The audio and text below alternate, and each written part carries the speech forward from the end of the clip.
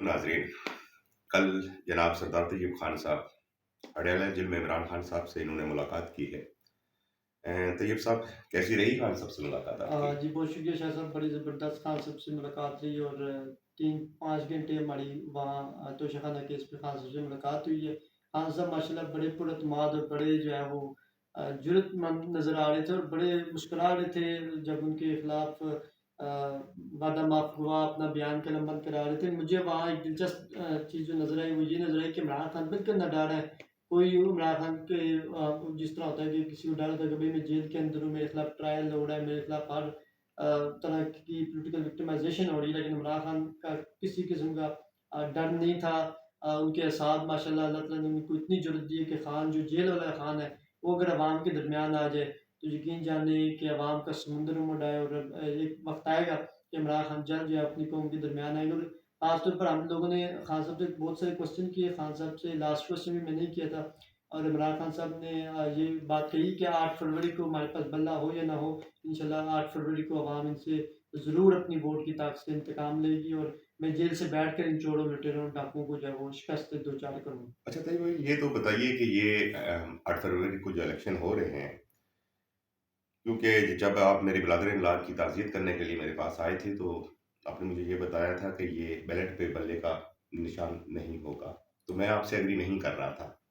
लेकिन वही हुआ जो आप मुझे कह के गए थे, क्योंकि आप माशाल्लाह खान साहब जब आए थे उस वक़्त से लेके सुप्रीम कोर्ट, हाई कोर्ट और तमाम अदालतें आपने कवर की हैं और ख़ास करके इमरान खान साहब के भी जितने वकील हैं आपने कवर कर रहे हैं।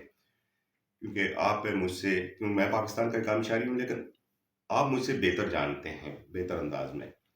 तो ये 8 फरवरी के जो इलेक्शन जो हो रहे हैं, जिस तरीके से रायबरेली के दूल्हे को सजाया जा रहा है, उसके लिए मैदान को बिल्कुल साफ किया जा रहा है कि बगैर काठी जितना मर्ज़ी घोड़ा दौड़ाओ।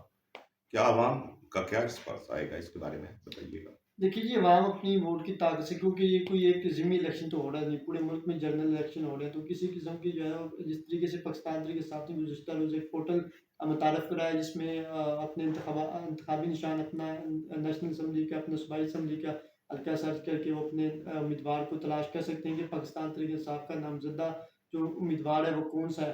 तो आसानी से उनके इंतखाबी निशान, उनको चिराग मिला है, अगर उनको कोई भी इंतखाबी निशान मिला है तो आसानी से सर्च हो सकता है। जदीद दौर है और इन्होंने तो टेक्निकली इमरान खान से बल्ले का निशान ले लिया था, मैंने आपको बताया भी था। और बहुत से जी, जी। लोग जिस तरह आप नहीं डिग्री करते और भी लोग नहीं करते, लोगों को बड़ा एतमाद था कि शायद जो है फैसला उनके हक में आ जाए, लेकिन फैसला आना भी चाहिए था हक में, क्योंकि किसी भी पार्टी से आप उसका सिंबल नहीं छीन सकते। लेकिन वही हुआ कि बहुत टाइप का ये फैसला है जिससे हर इंसान और मुहब्बतन पाकिस्तानी शहरी को इस फैसले से जो है वो इख्तलाफ ज़रूर है।